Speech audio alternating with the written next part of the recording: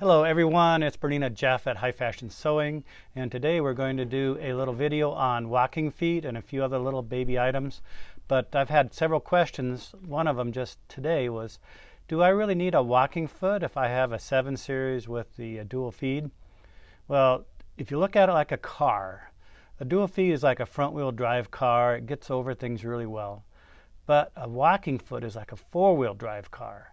So you have all 4 wheels, or you have the top totally working with the bottom on the feed system on the machine. So if you're going over big bumps, if you're going over thick fabrics and such, the walking foot may perform better for you. It's an accessory that I recommend. You don't have to have it. As a salesperson, I love to sell them because they're a pretty big ticket item. So if you have one, when you buy a BERNINA walking foot, it's an investment for life because they make parts for them. I even do 2 or 3 a month where people send in their walking foot to me and I repair them and send them back.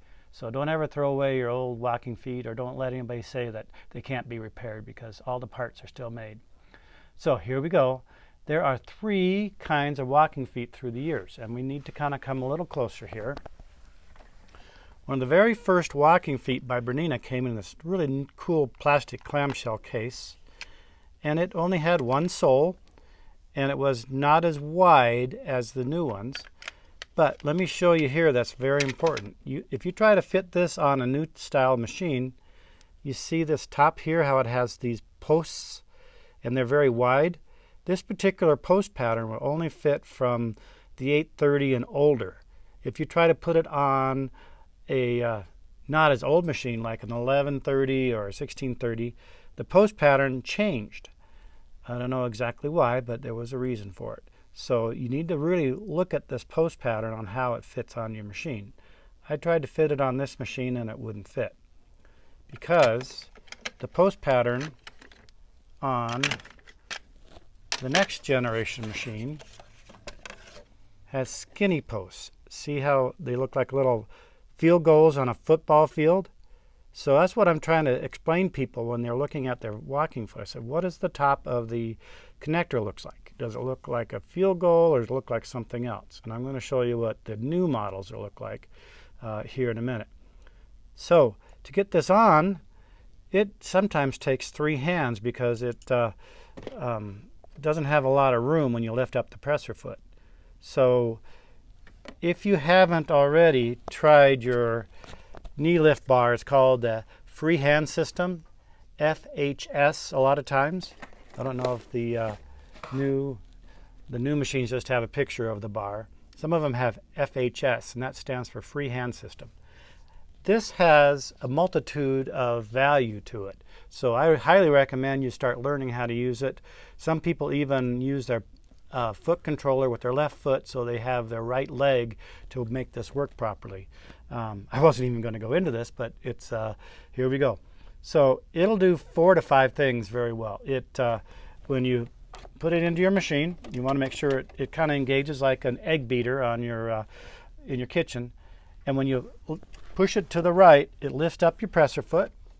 It drops the feed dogs. It opens up the tension gauge. It lifts up the foot about 2 millimeters higher, and that's important later when we start putting this foot on.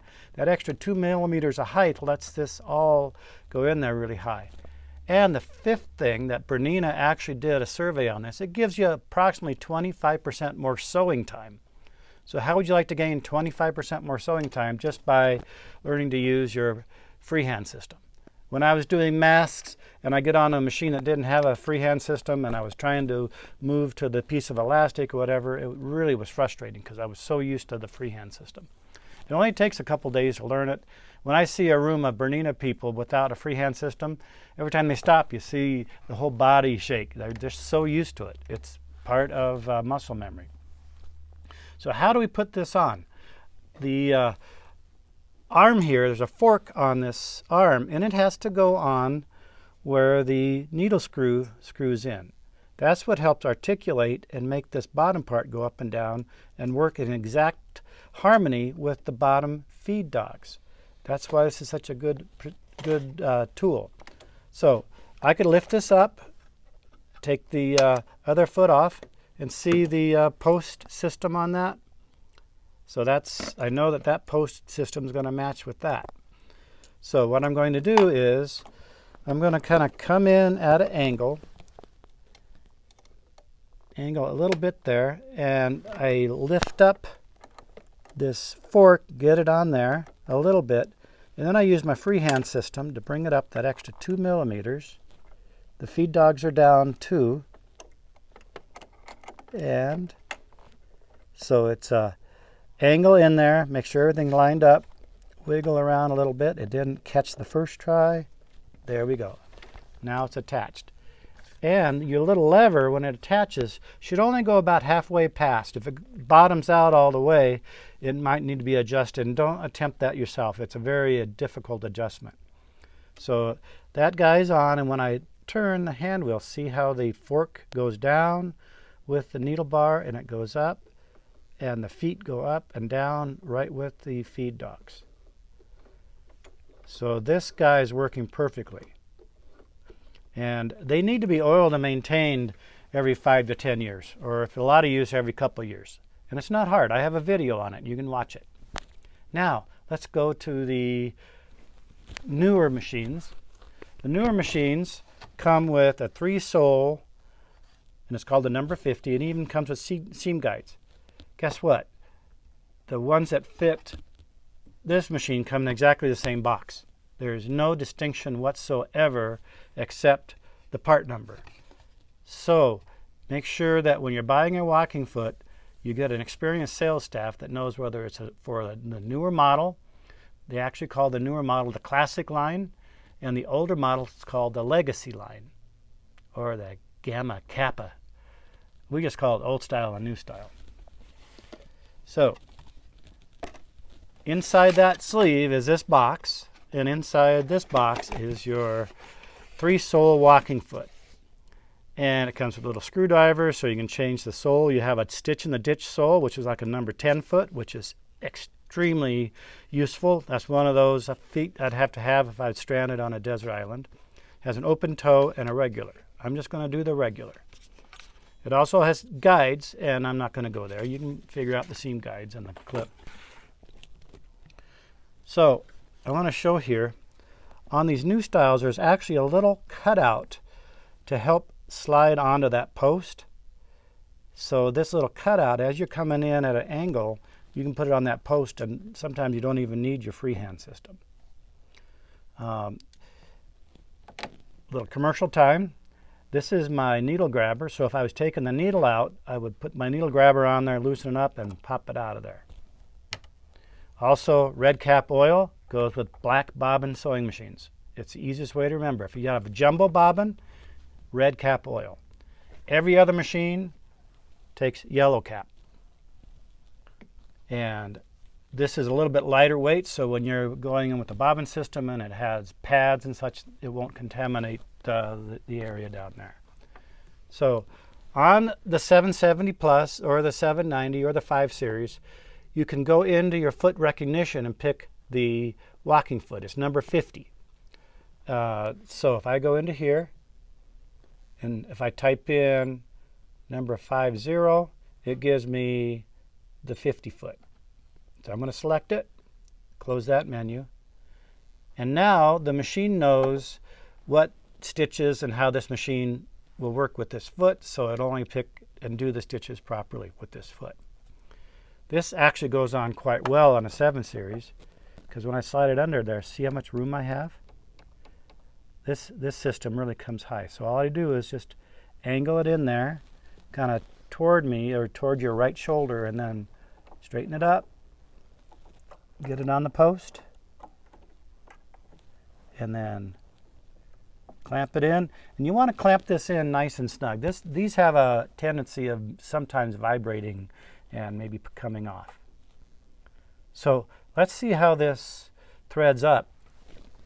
I actually have the new 7 Series thread guide on this that helps keep the 7 Series thread from popping out. So see this slick little system? So I put it through that guide first, through the hook, down, around, to the right, to the left, Now I can let go up there. I come here, and there's a little bit of fork in the way, so you kind of have to work around the fork. Now, when I pull this down, everything gets out of the way. I wrap it around this post. I bring my left thumb around that post. Then you have to engage it you have to hear that little click at the very end. And I have this auxiliary thread cut holder on the side. So it holds the thread exactly the right temperature or pressure. And when you let it up, it's ready to grab it and pull it to the back. So I will take my Bernina tweezers at this time and grab my thread. And when I'm using the walking foot, I really do like to, there's no slot in this sole. So I grab a little extra thread, and of course I'm going to be all thumbs for the video. Get it through that little gap. And the 7 series, the 5 series, they all like to have the thread out to the left underneath the presser foot to start, and you will eliminate that most of that little nesting underneath your fabric. If you pull it to the back, it gets in between the little slots and feed dogs, and there's no pressure on that thread, so your first few stitches, pull your top thread down, it looks nasty underneath. So get in the habit of pulling your threads to the left. Almost all your newer machines with these new features need to have that. So I hope that helps you with the walking foot. There's different soles on how to exchange the soles. Why don't we do that right now? We've got your attention. How do you change these soles? I think I've done this on a video before. These new feet have a little screw here on the, as you'll take it off your machine, it's on the side over here. There's only screw on there. Comes with a red handled screwdriver. And all you need to do is lefty-loosey this screw, not all the way out. It'll actually pry open the fork, well, the yoke that holds on this plate or the sole. So I'm going to unscrew it, and if you screw it enough, it'll just kind of wiggle off of there. And very, very important, when you're doing the stitch in the ditch foot, don't play around with this screw. It is really hard to get all the parts back together. That screw is never to be touched by a consumer.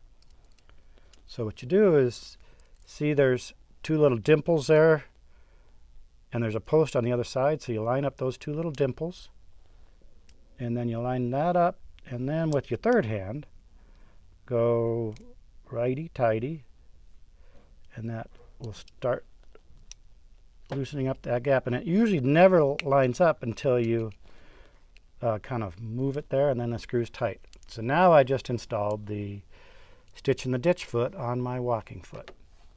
It's a little bit of practice, but you can interchange all these soles. So once again, any of these products that you see here and you want to purchase from me, they're in my Shopify account, and my Shopify account is BERNINA-Jeff.myshopify.com.